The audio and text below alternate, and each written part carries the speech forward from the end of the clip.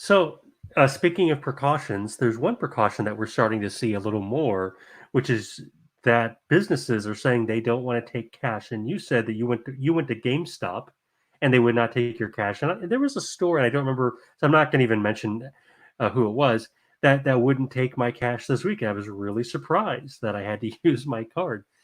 The San Francisco police chief is saying that these businesses are breaking the law. And I think that's a really interesting legal argument. I don't know. I haven't seen a court case where this has actually been adjudicated. What I have read from economists, from people who are experts on money, is that that is incorrect legally, or at least in terms of the purpose of tender laws, of public tender laws for all debts, public and private, is essentially that money is viewed by the government as tax tokens. And so and he's saying this is a matter of equity, because if you are poor, you may only have cash, or you may only have access to cash. You may not have a bank account. In the United States, it's very easy for a lot of people to get locked out of the banking system. We don't think about it because most people, let's say it's 98% of people have access to a bank account. 2% can still be an awful lot. And so I think this guy has the right idea, and I hope he succeeds in his lawsuit. And I say his lawsuit, I mean he's the one enforcing the law. So he doesn't have to necessarily take it to court. He can go to businesses and force them, if they still don't want to take cash, force them to take him to court, Well, because I do want to mention, because I have the article in front of me as well, and he is citing a specific city ordinance that requires them to take cash. It looks like it was actually meant to help food trucks. And yes, apparently there is an ordinance in San Francisco that says yes, you have to take cash. So it goes beyond even sort of the broader constitutional argument. He's actually citing a specific ordinance that they have in San Francisco that says you have to accept cash. But this is something, and to take this from a liberty perspective, because that, of course, is our main focus, is the liberty movement, issues that affect liberty. This war on cash, now I'm thankfully, in this case, it's kind of the opposite. It's not government, it's private businesses. But this war on cash is something that's been going on for a long time. And a lot of times what happens in crises, is that actors who had plans, who had policies they want to push, will push those ideas. It's called political entrepreneurialism, where they have something they want. So, like the Patriot Act included a lot of things that John Ashcroft wanted to pass before 9/11, but he was unable to pass because at the time there was no political appetite for it. Well, this COVID crisis could be the time when a lot, if not San Francisco, other places in the country start banning cash. And why? You may have heard the $100 bill called the Bin Laden. Have you heard that, Eric? That sounds familiar. It actually does sound familiar. Yeah, well, the Washington Post, I shared with you earlier a Washington Post article from 4 years ago, just over 4 years ago, where they were arguing for banning the $100 bill because having $100 bills facilitates the drug trade. Well, that's absolutely insane. You could pay for anything in cash, literally anything. It says all debts, public and private.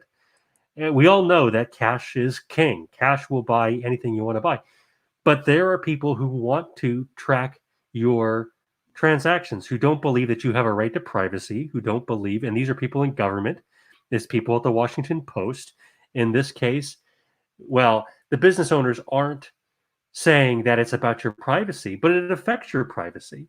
And so, in essence, these store owners are saying, we, at least, even if we're not openly hostile to your privacy, we don't care about it enough to protect it, which is what allowing people to pay in cash largely does.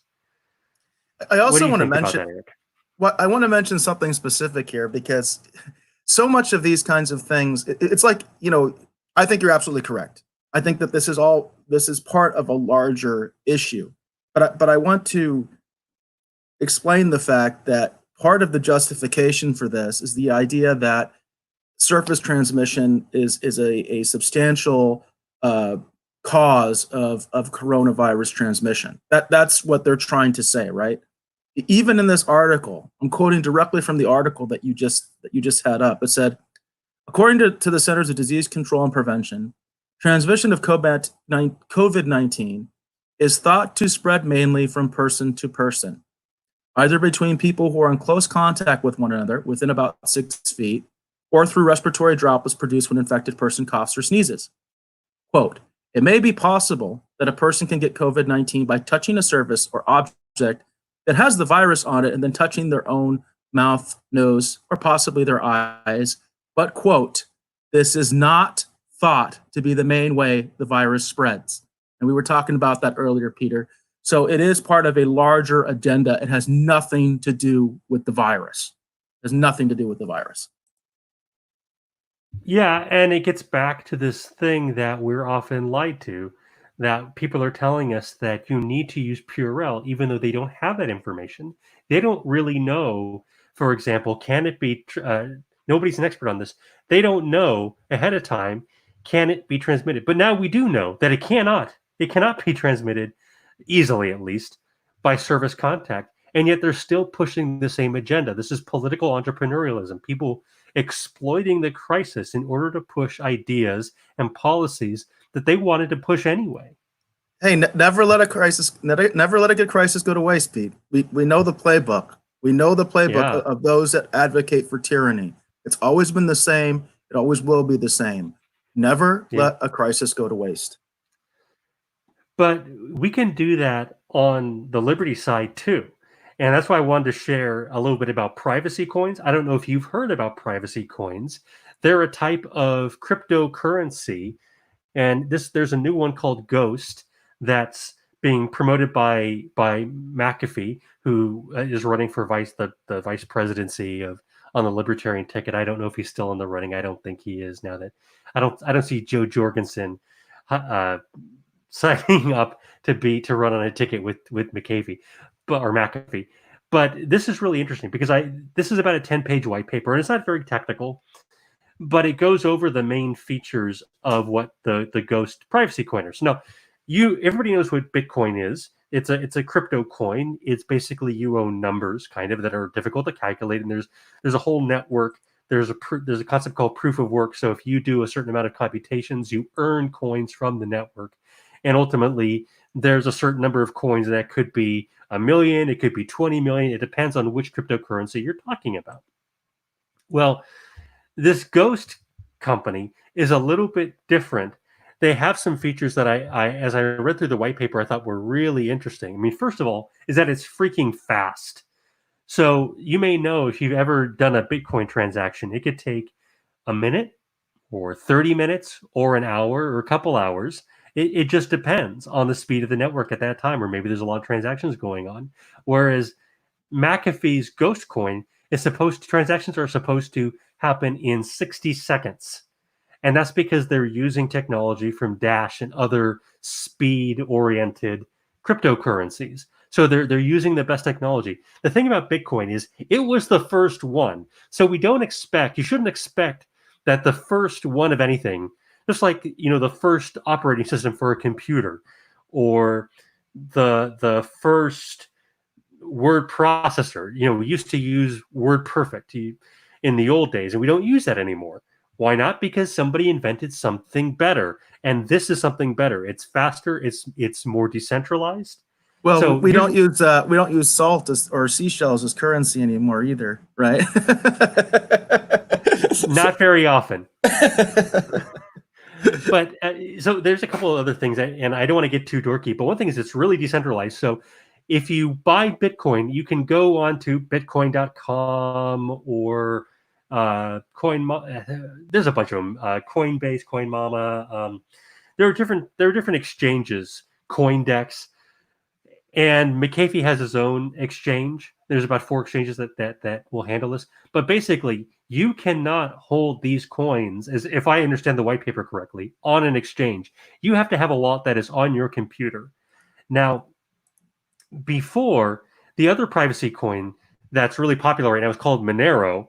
And Monero, if you want to hold your wallet on your computer, it's like gigabytes of data, like, I don't know, 50 gigabytes of data. I tried to install a Monero wallet just to see how it worked a couple months ago. And as I saw my hard drive filling up, I said, oh no, this is going away. I am stopping this. And so I just deleted it. But this is something that can be done very practically. You can have it on your computer, and yet you still have the benefit that it's decentralized. And so it's not all you don't have to have all these ledgers. So they found a smarter way to keep your transactions private. And I won't go through the individual tokens. Pete, Let's what see. do you think? And you don't have to get too deep into this because obviously you're talking about this specific proposal and all that kind of stuff.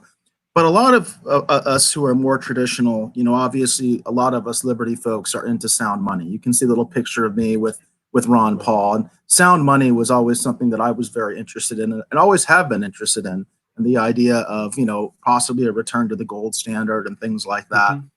One of the things I know that Ron Paul himself has talked about on his show is that he hasn't dismissed Bitcoin as far as I know, but I've heard him voice some concerns that Bitcoin is really just more fiat. It's just fiat in a different way, as opposed to having something real like a precious metal like gold or silver. Can you just comment about that? Your thoughts on that just a little bit?